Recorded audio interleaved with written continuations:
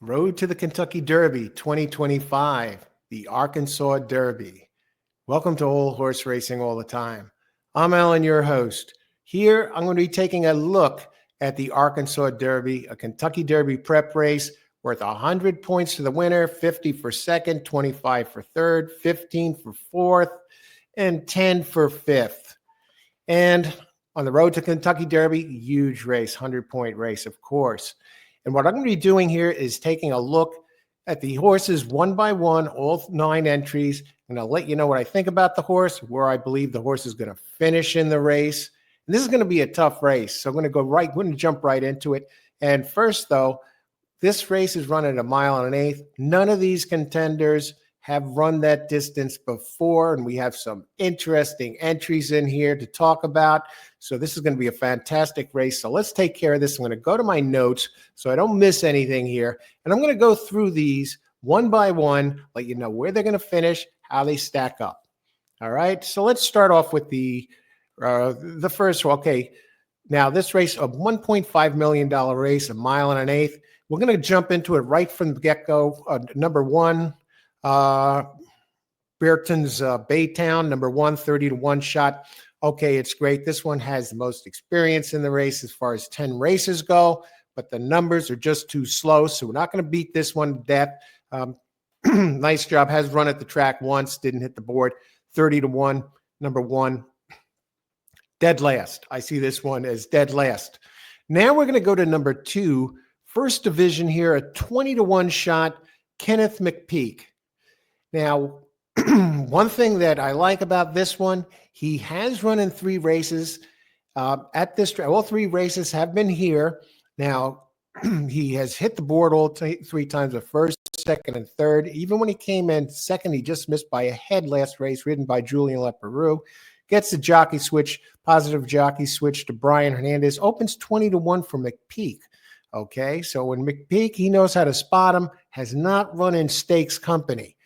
By the numbers, you're looking at the numbers, he is running pretty well, and he hasn't run as a 2-year-old, and he seems to be on the improve, and he's moving forward, but he's in the deep end of the pool here. Where do I see this one finishing?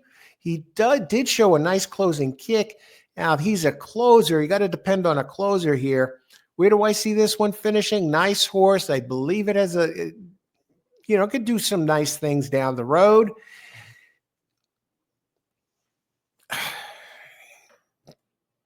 Maybe fourth maybe the top, maybe 4th place, maybe 3rd if you want to use them, mess around and spread in a trifecta underneath at a nice price, 20-1. That's about it. But here, this one most likely 4th or below, first division. Nice horse, interesting if you want to get some prices in there at the try. And we're going to have some horses taking a lot of money, so who knows what first division goes off at. Okay, so you got and we move on to number 3, Publisher. Opens at 6-1. Now this one, you got Flavian Pratt up, rode this one last time. He was already beaten by a couple of them in here. He finished 4th, 3 3/4 back behind Cold Battle, who won the race. Sandman came in a 3rd place despite a bad start. And he's running G2, G3. By the numbers, what do I see? I'd be more inclined to not mess around with, but use first division, the 20-1 shot for that 3rd place position. But Publisher does have Steve Asmussen as the trainer and Flavian Pratt up. Winning the race? Absolutely not. Would really have to jump forward here. Has run on the track, has a first, and he has a 2nd place finish out of 3 times. Has been beaten by others before that are in this race: Cold Battle and Sandman, Speed King and Sandman.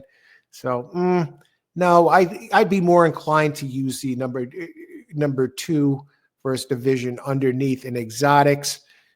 Can he finish? He does have the experience over the first division.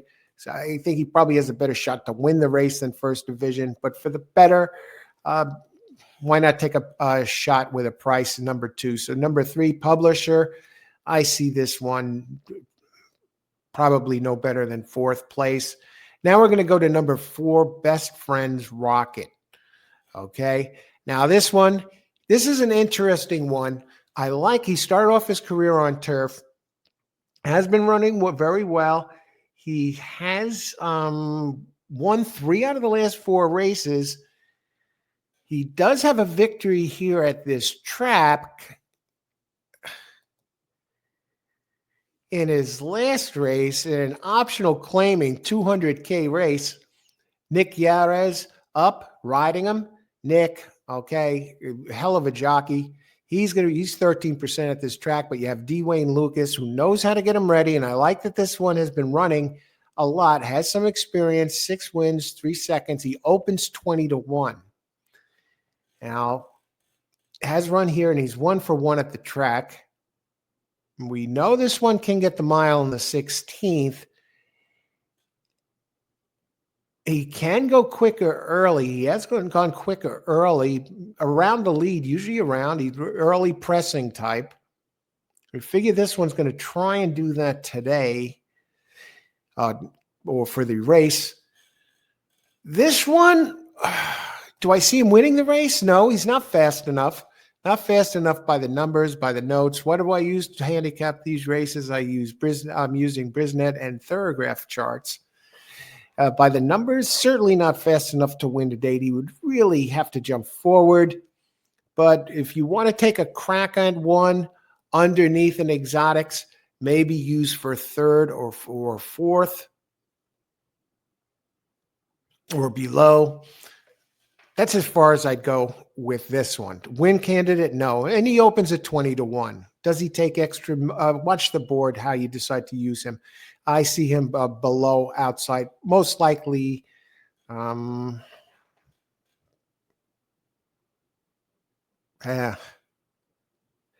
can't. I see him probably below. 4th or below. Not impossible. We'll see what happens. I like the fact that he's always around the wire.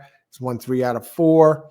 Seems to be running steady. He's developing. He's out of curling, so he has that going for him. It's okay. So we can get the distance. Use maybe 3rd or definitely 4th in the supers. Number 5, Speed King. Now this is an interesting one. Now Speed King threw a dud last race, and people are gonna don't be so quick to dismiss him because of that. By the numbers, there were others faster. But Speed King has a tremendous early speed. They tried something a little bit differently, it looks like, last race. They rated him off the pace, and that's not the way this one is built for. He's built for speed. If you notice, in his 3 races where he went to the front, took the lead, he has 2 firsts and a second. And the second was by a half, where he was caught by Cold Battle at a mile race at Remington back in December. But this one is fast, and this one has run faster, the fastest early fractions, at least by the Brisnet charts, energy disbursement charts. This one has run the fastest fractions, and I think his only shot here is get him out there. Rating obviously didn't help last race. So he was around for a while, but then he completely dropped out of it. I think that might have frustrated the horse. So Ron Moquette and Rafael Belverano going to be riding him again. Now, last race, beaten soundly by Cold Battle and Sandman. He was out front early, or running 3rd in a very fast pace, wicked pace. And what happened, and also he has beaten Sandman before, and he finished a close 2nd to Cold Battle. So he's faced a couple in here. Okay, so Speed King, can he win the race? No, I don't think he's going to win the race. I think he's going to be around. I think his presence is going to be felt, and he's probably, depending on what number 9 Cornucopian does, who wired the field in his lone start. We'll get to him soon. What he does, is he going to get pressed and knock both of them out? I don't know. I don't think those two could put on a speed duel for the ages and both fold. We'll see. I think Speed King breaking inside is an edge for him here. Will I use him for the win spot? No, I'm not going to use him for the win spot. Well, finishing position. Oh, geez. Third or less. Opens 15-1. McKay, can he possibly win? Maybe. We're not going to beat it to death.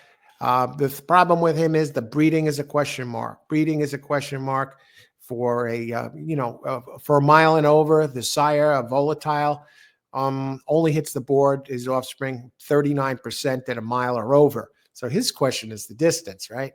So he has one in a mile of the 16th. Has he developed? Is he going to do it? He's pumped out a couple of bullets here, back-to-back bullets, 47-4, 59-2. Will I mess around with him? Well, we got to see what the prices is. I believe third or less. I can't pick them all. So I think he's going to put in a good thing here. Maybe he could certainly win, but that's not where my money's going to go. My money's not going to go on Speed King. I see him third place or less. Okay. And what do I think he would? Depending on what happens here, he needs some points for the Derby. He may still qualify.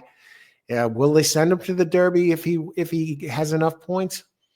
I put that at 50-50, but I tell you what, Speed King, if he doesn't go to the Derby, doesn't qualify, and even if he does, one has to wonder if he would be fit like a glove over in the Pat Day Mile. So that's go cut back to a mile with his early speed and what he's done so far. Hey, he might be perfect for that race. We'll see. And then move on to the Preakness. We saw how Seize the Gray Dwayne Lucas did with that one, using the Pat Day Mile as a stepping stone to bigger and better things, including the Preakness last year. So let's keep an eye on Speed King, third place or less. What about Sandman, number 6? Number 6, Sandman. Jose Ortiz gets a great jockey upgrade here to Jose Ortiz.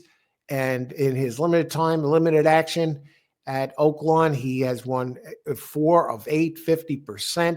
Mark Cassie not horsing around, gets the jockey. This one, he has a closing stride that covers so much ground. I've watched some of his replays. The ground he covers on his strides coming down the lane.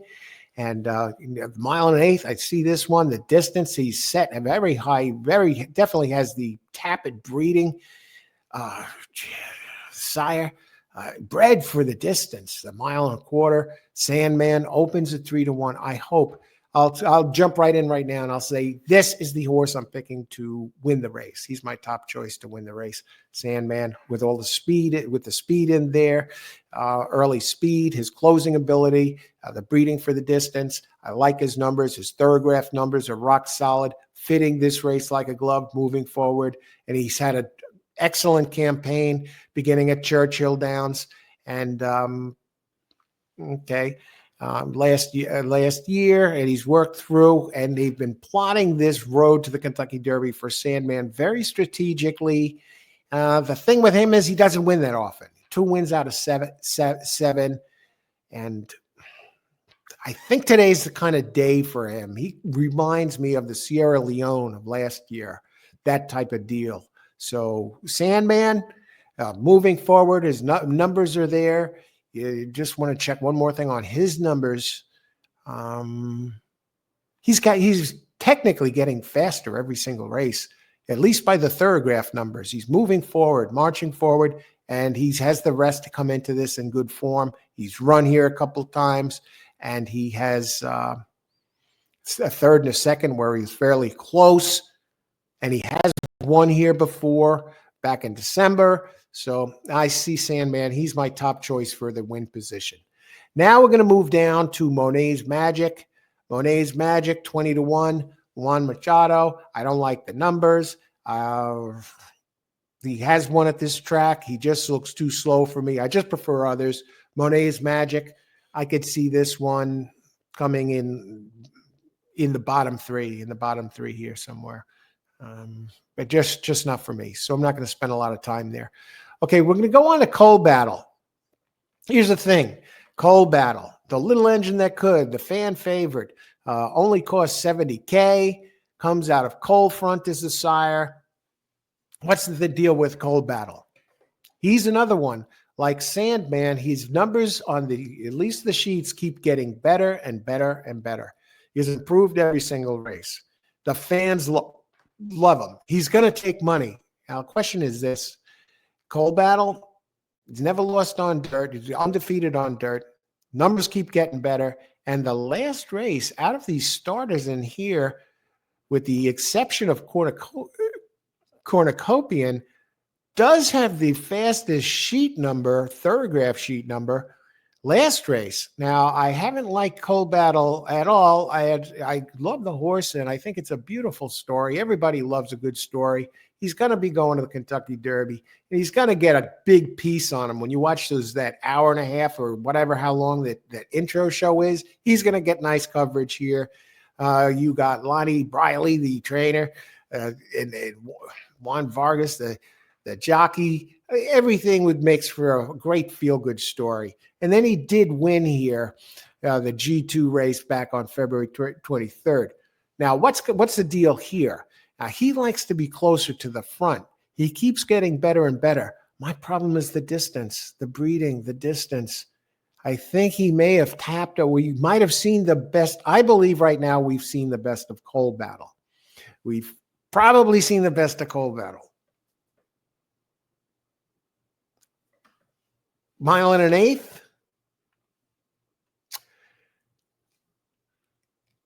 I'm tempted to make him, I'm thinking second here in this race, second place. I'm not ruling him out for first.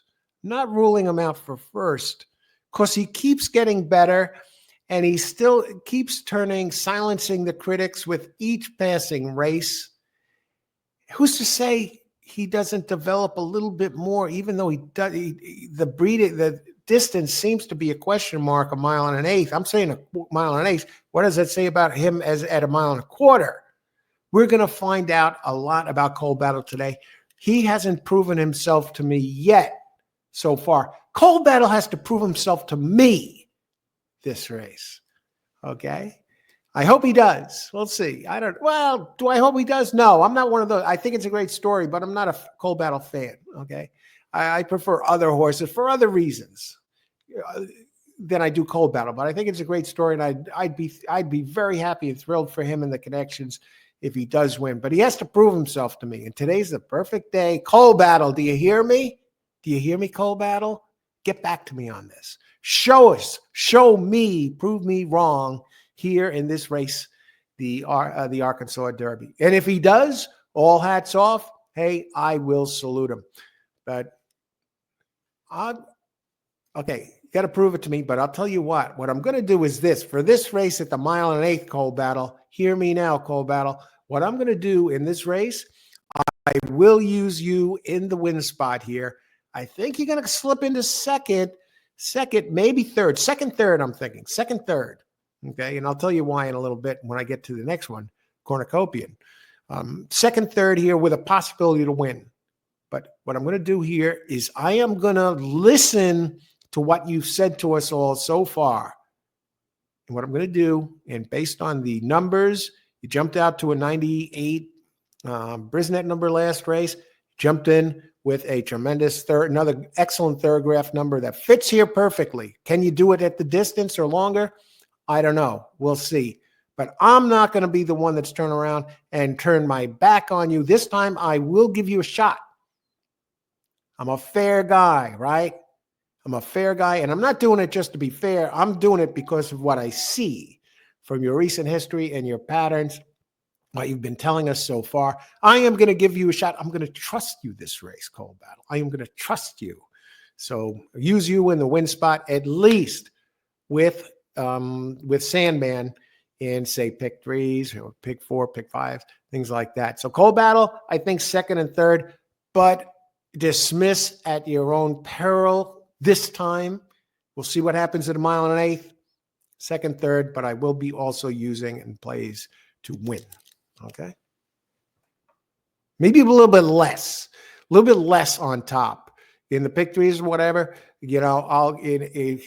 I'll definitely be using Sandman. Hopefully, Cold Battle. Here's the thing with Cold Battle.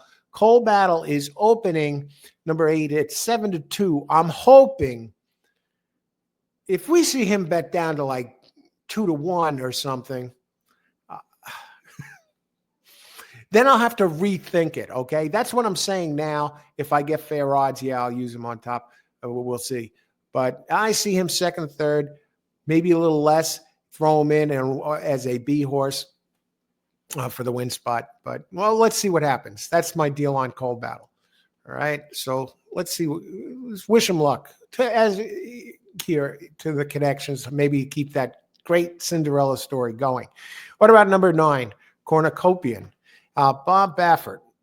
Okay, $1.1 million colt. He has raced on the track. He did wire the field, and it was a 6-furlong race. And now, not raced as a 2-year-old, but runs his first race in February, career race. Why did he not run as a 2-year-old? I'd like to know the answer to that question. Baffert, practically part ownership over at Oaklawn, right? Let's look at it. Bob Baffert, going back 90 races at Oaklawn, has won 40% of them. 36 for 90, folks. In the money 69% of the time. I believe this one's going to be in the money. Here's my thing. He's opening at odds of 7-5, gets Johnny V up, okay? Great Hall of Famer John Velasquez will be riding him. Jose Ortiz is not on him. Now, Jose Ortiz is riding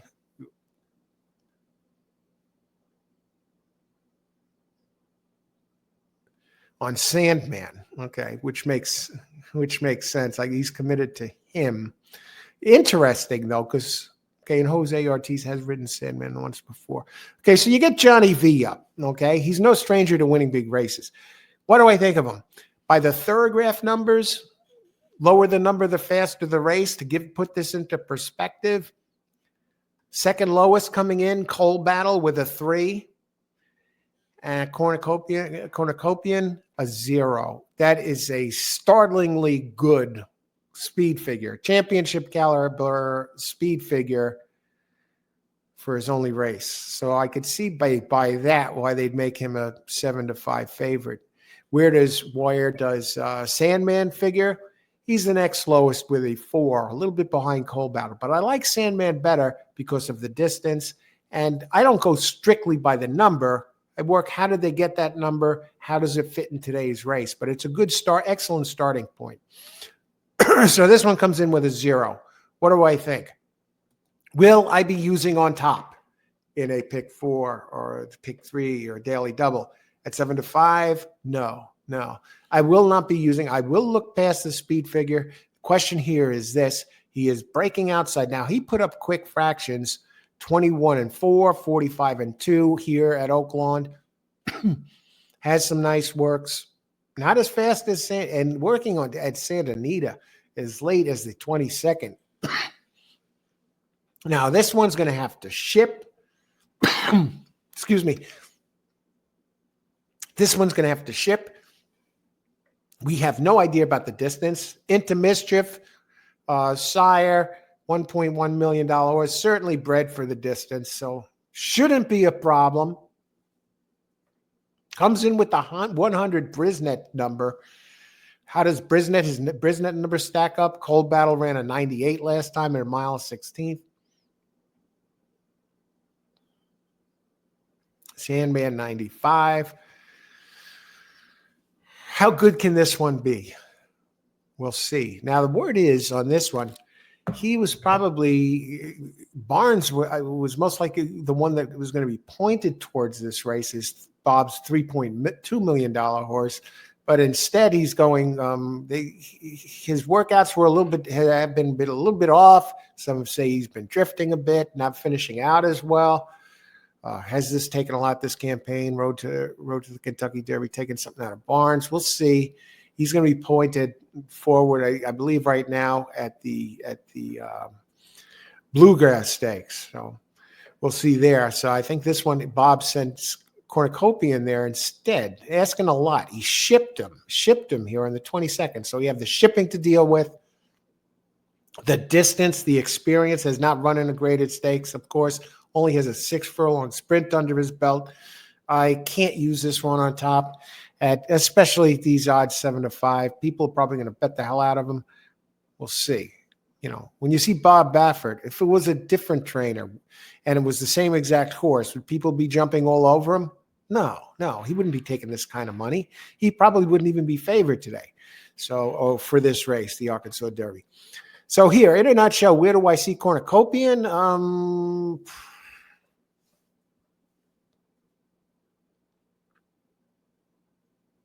Second, third, maybe. Maybe under. Not Sandman. Speed King and him figure to go. And I think Speed King is going to get the early jump on Cornucopian. And how's this colt going to respond, trying to rate in a situation like this early on in his career, stretching out? Too many question marks for me. I can't do it. As a player and my experience and handy analyst, I can't go here with him on top. If he wins, I think it would be a fantastic story. Who knows? Maybe they say he might be the next Justify. Maybe he's that good. Maybe he goes on to win the Triple Crown, and I will be cheering my balls off for him if he gets in there and he's a part of this. Well, maybe not that far, because I do have some other horses in future plays already, and he's not included. So I'd be happier if one of the other ones won. And some of the other ones I like. Anyway, keep an eye on him. Can he win? Of course. Of course. He looks like a tremendous horse. Am I using him for the win spot on this race? Now, he's going to have to finish at least second to qualify for the Derby. I see him second or below. That's where I see him. Who's my top choice here? Second or below. Also to win. I think he has a better shot to win the race than Coal Battle. But Coal Battle is going to be the one I use in my multi-race plays with Sandman. Those are going to be the big two. Sandman, I predict is the winner. Coal Battle, second, third, or below. But I'll use, if I get a good price on him in the exotics, because he's moving forward and he hasn't lost on dirt yet. So those are my top two here for the win spot. Sandman and Coal Battle. And Cornucopian, hey, I see second or below. They're going to send them. I don't know if there's anything that goes on there. So that's my analysis for this. What do you think? What do you think? Who do you think is going to win this race? What are you going to be doing with these horses? A lot of questions are going to be answered tomorrow. Speed King, what's he going to do? Can he wire? Well, maybe. He's going to have to improve, but maybe. But let's see. Can't pick them all, right? Who do you think? Leave it in the comments down below. Thanks for watching, everybody. Enjoy the race. May the horse be with you.